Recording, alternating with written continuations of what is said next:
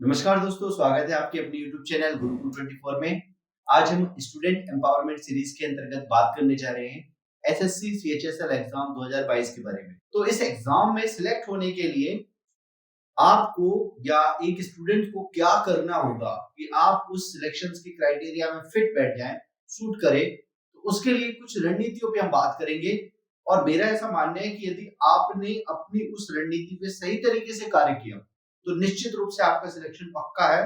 कुछ ना कुछ विशेष हमारे में होना चाहिए, कुछ ना कुछ स्पेशल अपनी स्किल्स को अपलिफ्ट करना पड़ेगा, थोड़ा सा उसको शार्प करना पड़ेगा, तभी हम उस सिलेक्शन के क्राइटेरिया तक पहुंच पाएंगे। जिसमें हमारे साथ डिस्कशन करने के लिए उपस्थित हैं अरुण। अरुण खुद एसएससी क्रैक कर चुके हैं और साथ ही साथ आप एमपी टेट क्वालिफाइड भी हैं। तो हमारे स्टूडेंट्स के बहुत सारे ऐसे क्वेश्चंस थे जो एसएससी एग्जाम में उन्होंने फॉर्म भरने के बाद हमारे पास भेजे हैं और बताया है कि हमको ये डिफिकल्टीज होती है। तो हमने कहा कि क्यों ना आपसे भी बात करते हुए हम इस वीडियो को रिकॉर्ड करते हैं। तो हमारा पहला जो स्टूडेंट्स का एक क्वेश्चन रहता है कि फॉर्म भरने के बाद वो एक फैक्ट अपना एक स्तर कैसे मेजरमेंट करें, कैसे वो जांचे कि वो आज किस स्थिति में है फॉर्म भरने के बाद, वो कहाँ पर है। जैसे अपनी एक लेवल पता हो जाने से हमको कितनी तैयारी कहाँ और कैसे करनी है उसका एक आइडिया होता है। तो एक स्टूडेंट कैसे अपने स्तर को जांच सकता है, ये बताएं अरुण जी आप।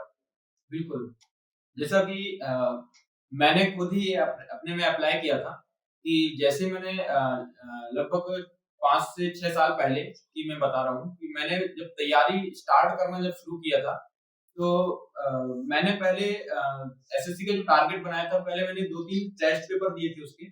तो उससे क्या हुआ था ना, मुझे ये पता चला था कि मेरी तैयारी अभी कुछ भी नहीं है और मुझे कौन-कौन से टॉपिक हैं जो बहुत कठिनाई महसूस हो रही है। तो उन टॉपिक को मैंने ज़्यादा फ़ोकस किया और बेसिक्स से मैंने ये देखा कि जैसे मेरे लगभग 0 टू 70 के बीच में मेरे मार्क्स आते थे। जैसे मैंने जब पहली बार दिया तो मेरे वो 26-27 करीब 150 में से आउट ऑफ 150। तो क्या हुआ, फिर मैंने धीरे-धीरे उस टॉपिक को एनालाइज़ किया कि आखिर क्या दिक्कत आ रही है। बाकी आंसर आते थे, उसमें क्या हुआ, जैसे मैथ्स की बात करते हैं, जैसे आंसर आ भी जाते थे लेकिन टाइम बहुत ज़्यादा था, 3 से 4 मिनट लग रहा था। तो उसमें क्या हो जी। जाता था कि इतना समय हमारे पास रहता नहीं। तो आपको ये सबसे पहले रणनीति में आपको ये रखना है कि टाइम लिमिट आपको बहुत ध्यान देना है। हम्म। और सबसे पहले मेरी बात ये है कि यदि आपने जैसे मॉक टेस्ट दिए, यदि आपके मार्क्स 0 टू ये 70-80 आते हैं, तो आप अपने आप को बिल्कुल 0 मान के चलिए, तो आप बिल्कुल बेसिक से तैयारी शुरू कीजिए। आप उसमें एनसीईआरटी बुक प्रेफ़र कर सकते हैं, 8, 9, 10th की आप एनसीईआरटी बुक ले लीजिए। तो उसमें आप जीएस, मैथ्स उसको उसी से सॉल्व कीजिए आप, ठीक है? जैसे ही आपका बेस यदि मजबूत हो जाएगा, फिर उसके बाद आप अपने आप को बिल्कुल मजबूत मानेंगे कि आप हाँ, अब हम उस दौड़ में जाने के लिए बिल्कुल तैयार हैं। यदि आपके मार्क्स यदि 82 के ये आते हैं 110 या 120 तक आते हैं, तो आप अपने आप को एवरेज मान सकते हैं कि हाँ, चलो अब हमें मतलब हम एवरेज स्टूडेंट हैं और हमें क्लास नोट्स को प्रेफ़र करना है, जो कि आप जिस भी क्लास में आप पढ़ते हैं और हमारे द्वारा भी जो पढ़ाया जाता है उसमें भी आप बिल्कुल फ़ॉलो कर सकते हैं। तो उसमें क्या है, क्लास नोट्स प्लस आपको प्रीवियस ईयर क्वेश्चन पेपर बिल्कुल लगाना है आपको। जितने भी आप ज़्यादा प्रीवियस ईयर क्वेश्चन पेपर लगाएँगे तो उतने ज़्यादा आप बिल्कुल परफेक्ट हो जाएँगे, क्योंकि जितने ज़्यादा आप प्रैक्टिस करेंगे उतने ज़्यादा आपको टाइम बहुत कम लगेगा उसमें। और यदि आप 120 से 150 तक के मार्क्स लाते हैं, तो बिल्कुल आप एक बिल्कुल उस दौड़ में बिल्कुल आप तो सबसे आगे हैं। और आप यदि उस पोज़ीशन को बनाए रखने के लिए आपको उसकी प्रैक्टिस सेट, मॉक टेस्ट और बिल्कुल जनरल अवेयरनेस से रिलेटेड जो भी करंट अफेयर्स है, बिल्कुल उसमें बने रहना है।